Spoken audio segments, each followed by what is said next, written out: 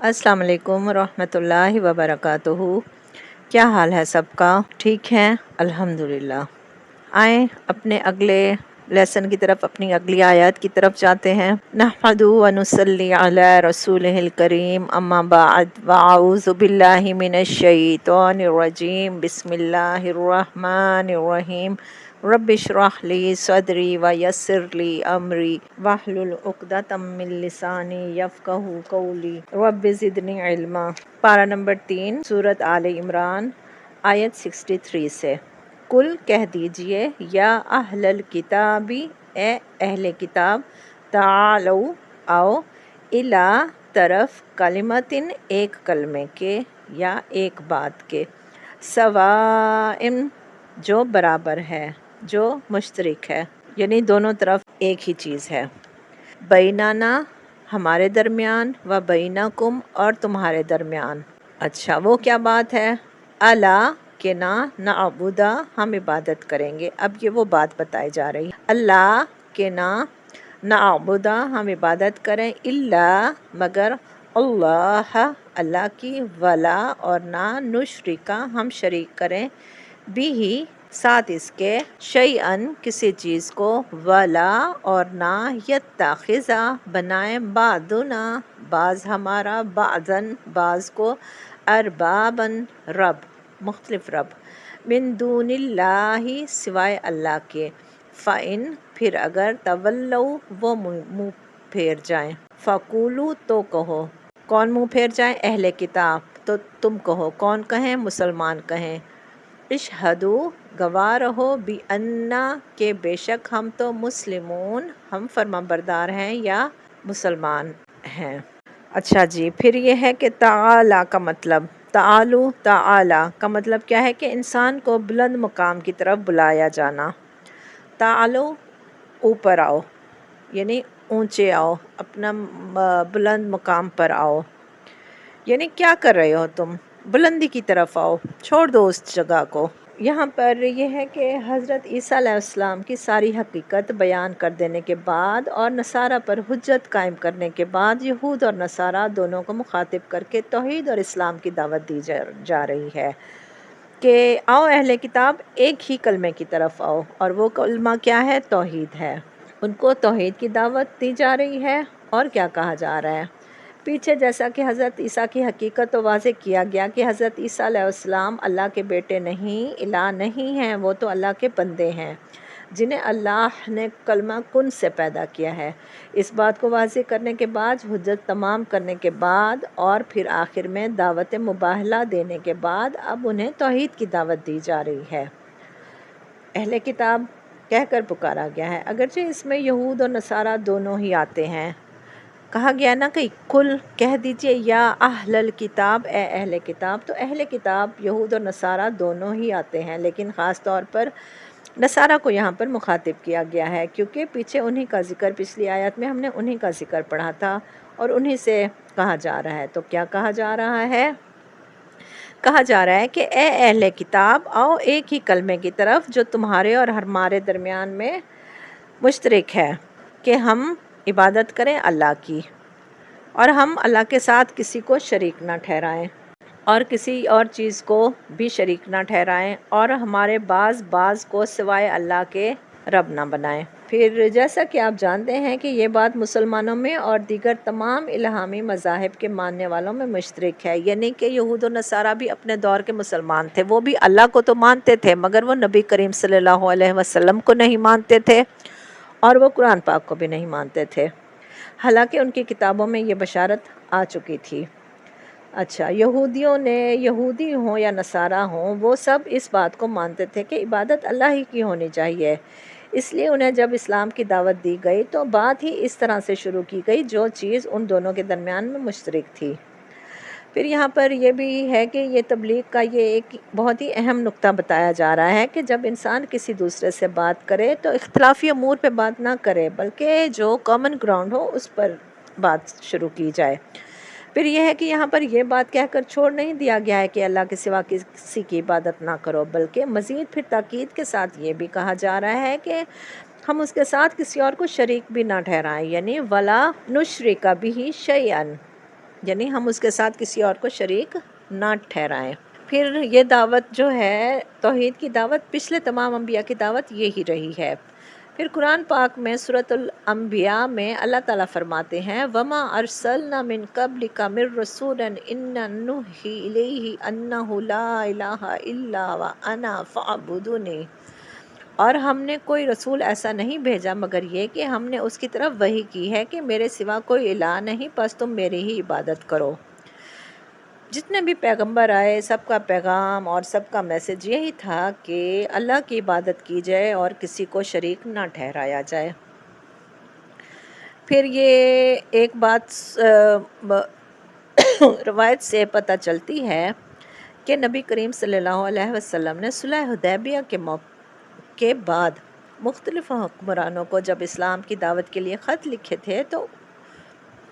لکھے تو اس میں سے جو ہیرکل کیسر روم اور حاکم مصر کو جو خطوط روانہ کیے گئے تھے انہیں اس میں اسلام کی دعوت دی تھی، اور پھر اس دعوت میں اسی آیت کو بنیاد بنایا گیا تھا۔ پھر ان آیت سے ہمیں یہ پتہ چلتا ہے کہ توحید کا پیغام ہم میں اور پچھلی امتوں میں ایک ہی رہا ہے، اور یہی کہا گیا ہے کہ ہم میں سے بعض کو اللہ کے سوا رب نہ بنائیں۔ یہ بھی ایک شرک کی قسم ہے نا کہ انسانوں کو رب بنا لیا جائے، انسانوں کو اتنا اونچا مقام اور مرتبہ دے دیا جائے۔ تو قرآن پاک میں بہت سارے مقامات پر یہ چیز آئی ہے، شرک کے بارے میں بھی آیا ہے۔ تو قرآن پاک میں سورۃ التوبہ کی آیت ہے جس میں اللہ تعالیٰ فرماتے ہیں اتخذوا احبارهم ورہبانہم اربابا من دون اللہ، لوگوں نے اپنے علماء اور اپنے راہبوں کو اللہ کے سوا اپنا رب بنا رکھا ہے۔ پھر یہ ہے کہ اگر کوئی شخص کسی کی اندھا دھند تقلید کرتا ہے یا پیروی کرتا ہے اور آنکھیں بند کر کے کسی کے پیچھے چلتا ہے اور یہ نہیں دیکھتا کہ وہ جو کچھ بتا رہا ہے وہ کہاں سے ہے، تو پھر ایسا کرنا بھی درست نہیں ہے، یعنی آنکھیں بند کر کے کسی کو فالو نہیں کرنا چاہیے۔ پھر عبادت کا لفظ عبد سے ہے، اور عبد غلام ہے، یعنی کسی کی غلامی کرنا۔ جب ہم نے یہ کہہ دیا کہ ہم اللہ کے سوا کسی کی عبادت یا غلامی اختیار نہیں کریں گے تو گویا ہر چیز اللہ ہی کی مانیں گے۔ رسول اللہ صلی اللہ علیہ وسلم کی اطاعت بھی دراصل اللہ ہی کی اطاعت ہے، کیونکہ ان کے پاس بھی اللہ کی طرف سے سب کچھ آتا تھا نا۔ پھر اگر کوئی شخص اس طریقے کو چھوڑ کر بغیر کسی دلیل کے انسانوں کی بات مانے اور انسانوں کی ہوئی بات کو اہمیت دے جو اللہ اور اس کے رسول کی بات کو دی جانی چاہیے، تو پھر یہ بات بھی غلامی یا عبادت میں آ جاتی ہے، تو پھر ایسی چیز بھی شرک کے درجے میں چلی جاتی ہے۔ پھر یہ ہے کہ مسلمان فرما بردار۔ اچھا، مسلمان کون ہے؟ مسلمان دراصل کون ہے؟ مسلمان ہونے کی بنیاد کیا ہے؟ صرف ایک اللہ کی عبادت کی جائے۔ مسلمان فرما بردار۔ پھر وہ دراصل کون ہے؟ جو اپنے آپ کو خالص اللہ کے سپرد کر دے۔ پھر مسلمان ہونے کی بنیاد کیا ہے؟ صرف یہ ہے کہ اللہ کی عبادت کی جائے۔ پھر نمبر 2 پر ہے کہ اس کے ساتھ کسی چیز کو یا کسی شخص کو، کسی پتھر کو، کسی شجر کو، کسی آگ کو، ہوا کو، پانی کو، کسی انسان کو اس کا شریک نہ ٹھہرایا جائے۔ پھر کیا ہے کہ تیسری بات یہ ہے کہ ہم میں سے بعض کسی کی ایسی عبادت نہ کریں کہ اسے رب کا درجہ دے دیں اللہ کو چھوڑ کر۔ پھر یہ ہے آسان لفظوں میں اس طرح بھی ہم کہہ سکتے ہیں کہ خواہ ہستی ماں باپ کی ہو، استاد ہو، دوست ہو، معاشرہ ہو، خواہ کوئی بھی سیاسی لیڈر ہو، کوئی مذہبی لیڈر ہو، کوئی خاص شخصیت ہو، کوئی بہت ہی اہم شخصیت ہو، کسی کی بھی بات کو اللہ کے حکم اور فرمان سے بڑھ کر درجہ نہیں دینا چاہیے، اللہ کی بات کے مقابلے میں اہمیت نہیں دینی چاہیے۔ یہ پھر شرک کے درجے میں چلی جاتی ہے یہ بات، اور خاص طور پر مذہبی طور پر اگر کوئی اس طرح کی بات ہو تو اس کو پھر اس طرح سے نہیں لینا چاہیے۔ یا اہل الکتاب، اے اہل کتاب، لما کیوں تحاجون تم جھگڑا کرتے ہو، فی میں ابراہیم کے بارے میں۔ کیا وہ جھگڑا کرتے تھے؟ وہ کہتے تھے کہ ابراہیم جو ہیں یہ ہم میں سے ہیں اور ہم ان میں سے ہیں، یعنی اہل کتاب کون تھے؟ یہود و نصارہ تھے۔ وہ حضرت ابراہیم کو اپنا مانتے تھے اور وہ کہتے تھے کہ ہم حضرت ابراہیم میں سے ہیں۔ وما، اور حالانکہ نہیں، انزلت اتاری گئی، التورات تورات والانجیل اور انجیل الا مگر من بعدی بعد اس کے افلا کیا بھلا نہیں تعقلون تم عقل رکھتے ہاں انتم ہاں تم ہؤلائی وہ لوگ ہو حاجج تم جھگڑا کیا تم نے فی ما اس معاملے میں جو لکم تمہارے لیے بھی ہی جس کا علم کچھ علم فلیمات تو کیوں تو حاجون تم جھگڑا کرتے ہو فی ما اس معاملے میں جو لیسا نہیں ہے لکم تمہارے لیے بھی جس کا علم کوئی علم واللہ اور اللہ یعلم جانتا ہے وانتم اور تم لا نہیں تعلمون تم نہیں جانتے۔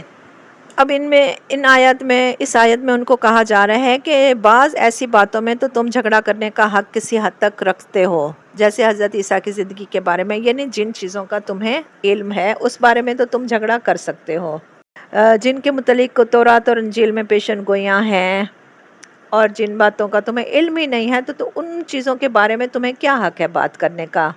تم میں سے ان دونوں فرقوں نے نہ تو ابراہیم علیہ السلام کو دیکھا ہے اور نہ ہی ان کا زمانہ پایا ہے، اور نہ ہی تم ان کے قریب رہے ہو، نہ ہی تم ان کی تعلیمات سے آگاہ ہو، تو پھر تم کیسے کہہ سکتے ہو کہ وہ یہودی تھے یا وہ نصرانی تھے؟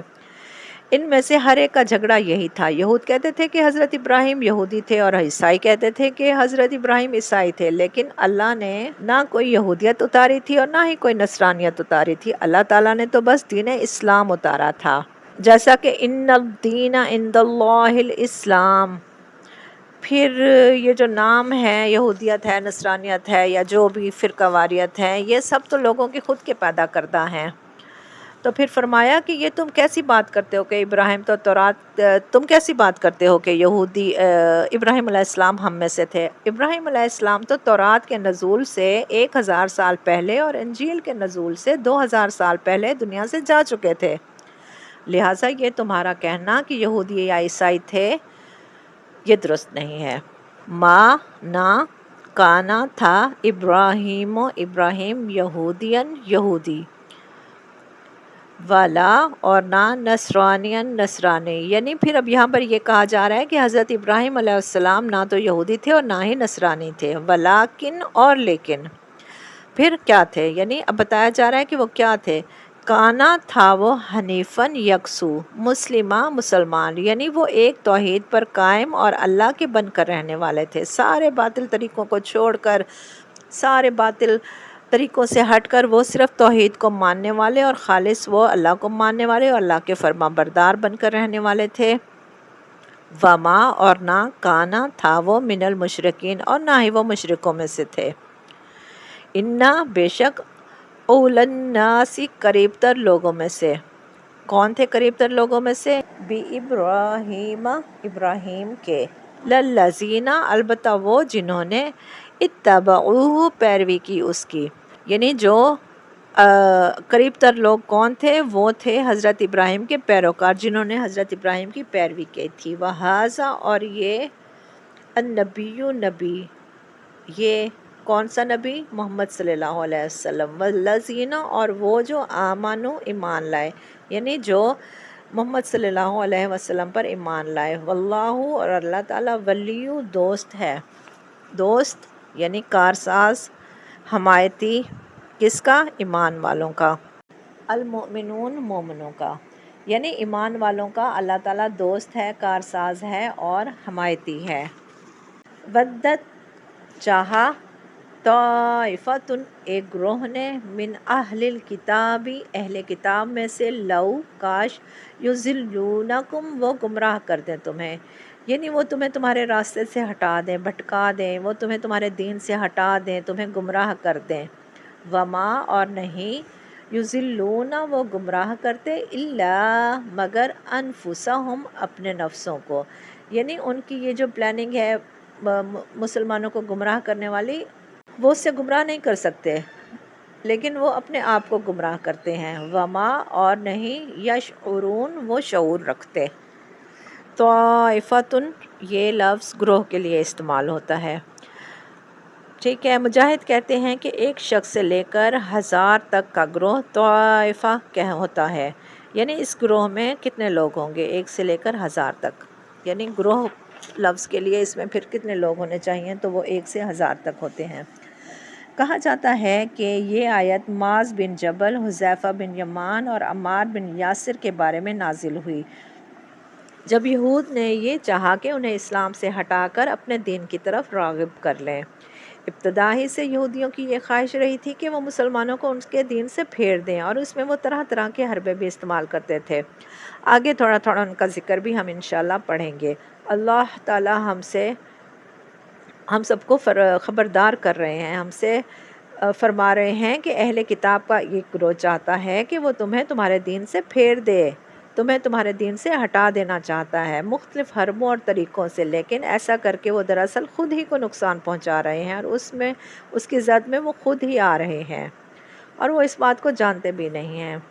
یا اہل الکتاب، اے اہل کتاب، لما، کیوں، تکفرون، تم کفر کرتے ہو، بآیات اللہ، اللہ کی آیات کا، وانتم، اور حالانکہ تم، تشہدون، تم گواہ ہو۔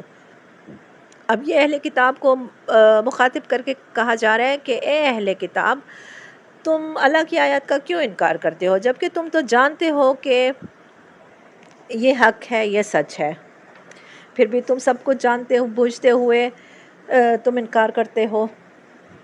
وہ کن آیت کا انکار کرتے تھے؟ وہ ان آیت کا انکار کرتے تھے جن میں آپ صلی اللہ علیہ وسلم کی صداقت کے بارے میں علم تھا، اور وہ صداقت کے بارے میں نازل ہوئی تھی، یہ ان کا انکار کرتے تھے۔ جو آپ کے نبی ہونے کے بارے میں نازل ہوئی تھی کہ محمد صلی اللہ علیہ وسلم اللہ کے سچے رسول ہیں، اس کے باوجود ان کی آیت کا ہی انکار کرتے تھے جو آپ کی صداقت کے بارے میں تھی، اور جو آیات آپ کی بشارت کیے ہوئے تھیں تو یہ لوگ اس کا انکار کرتے تھے۔ تو پھر اب ان سے پوچھا جا رہا ہے، ان کو کہا جا رہا ہے کہ کیوں تم کفر کرتے ہو اللہ کی آیات کا، جبکہ تمہیں تو سب کچھ معلوم ہے، تم تو سب کچھ جانتے ہو، اور تم قائل بھی ہو، اور تم سمجھتے بھی ہو، پھر بھی تم انکار کرتے ہو۔ آج کا لیسن اتنا ہی ہے، چلیں دعا کرتے ہیں۔ اللہ تعالی ہم پر اپنی بخشش اور رحمت نازل فرمائے۔ اللہ سبحانہ و تعالی ہماری اس کوشش کو قبول کرے، اس قرآن کے ذریعے ہمیں روشنی عطا کرے اور ہمارے غموں کو دور کر دے، ہمارے دکھوں کا مداوع کرے۔ اللہ ہمیں اس دنیا میں بھی بھلائی عطا فرمائے اور آخرت میں بھی۔ اللہ ہمیں اس قرآن سے جوڑے رکھے، آمین۔ سبحانک اللہم و بحمدک، اشہد ان لا الہ الا انت، استغفرک و اتوب الیک۔ السلام علیکم ورحمۃ اللہ وبرکاتہ۔